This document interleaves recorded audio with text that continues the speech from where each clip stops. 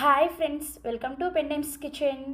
ఈరోజు వీడియోలో ఇడ్లీలోకైనా దోశలోకైనా చాలా ఈజీగా రుచిగా ప్రిపేర్ చేసుకునే చట్నీ రెసిపీని చూపించబోతున్నాను. ఈ చట్నీని ప్రిపేర్ చేసుకోవడానికి జస్ట్ 5 నిమిషాల టైం సరిపోతుంది. టేస్ట్ మాత్రం చాలా బాగుంటుంది. తప్పకుండా మీరు కూడా ఒకసారి ట్రై చేసి చూడండి. సో ఇక ఏ మాత్రం ఆలస్యం చేయకుండా ఈజీగా అలాగే టేస్టీగా చట్నీని ఎలా ప్రిపేర్ చేసుకోవచ్చో వీడియోలోకి వెళ్ళి చూసేయండి. ఈ చట్నీని ప్రిపేర్ చేసుకోవడం కోసం మిక్సీ జార్లోకి 1 కప్పు పచ్చి కొబ్బరి ముక్కల్ని వేసుకోండి. నెక్స్ట్ ఇందులోకి మీరు తినే కారానికి తగ్గట్టుగా ఒక 6 నుంచి 8 వరకు ఎండుమిర్చిని కూడా వేసుకొని 3 పొట్టు తీసేసిన వెల్లుల్లి రెబ్బల్ని ఒక 4-5 వరకు సాంబార్ ఉల్లిపాయల్ని పొట్టు తీసుకొని వేసుకోండి. ఈ చట్నీలో సాంబార్ ఉల్లిపాయలు వేసుకోవడం వల్లే చట్నీ చాలా రుచిగా ఉంటుంది. తప్పకుండా వేసుకోండి. ఇందులోనే కొద్దిగా చింతపండుని వేసుకోండి. చింతపండుని మరీ ఎక్కువగా వేసుకోకూడదు, జస్ట్ కొంచెం వేసుకుంటే సరిపోతుంది. అలాగే 1 టేబుల్ స్పూన్ దాకా పుట్నాల పప్పుని వేసుకోండి. వీటిని వేయించిన శనగపప్పు అలాగే చట్నీ పప్పు అని కూడా అంటారు.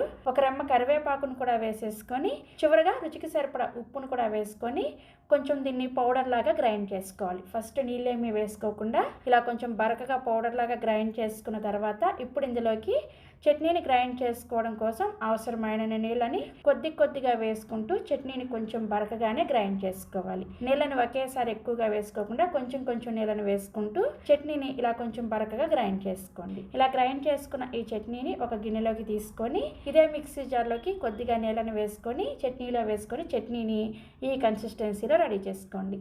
ఇడ్లీకి అయితే చట్నీని కొంచెం పలుచగా ప్రిపేర్ చేసుకోండి. అదే దోశలోకి అయితే కొంచెం గట్టిగా ప్రిపేర్ చేసుకుంటే టేస్టీగా ఉంటుంది అనమాట.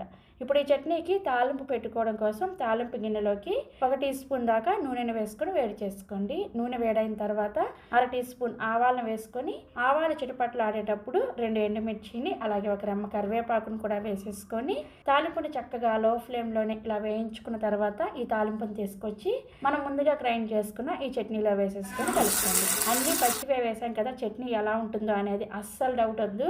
తప్పకుండా ట్రై చేయండి. చాలా రుచిగా ఉంటుంది. చాలా ఈజీగా ప్రిపేర్ చేసేసుకోవచ్చు. ఇలా ప్రిపేర్ చేసుకున్న ఈ ఇడ్లీని నేనైతే వేడి మెత్తటి ఇడ్లీతో సర్వ్ చేసుకున్నాను. చాలా రుచిగా ఉన్నాయి.